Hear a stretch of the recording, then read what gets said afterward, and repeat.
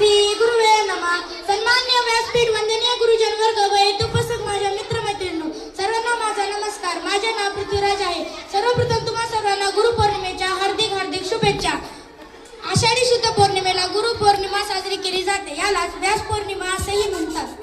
आदिगुरु महर्षी व्यास यांचा जन्म याच पावन दिवशी झाला होता. ज्या गुरूंनी आपले व्यक्तिमत्व घडवले त्या गुरूंसमोर नतमस्तक होण्याचा दिवस म्हणजे गुरुपौर्णिमा होय. गुरु हे ईश्वराचे दुसरे रूप आहे.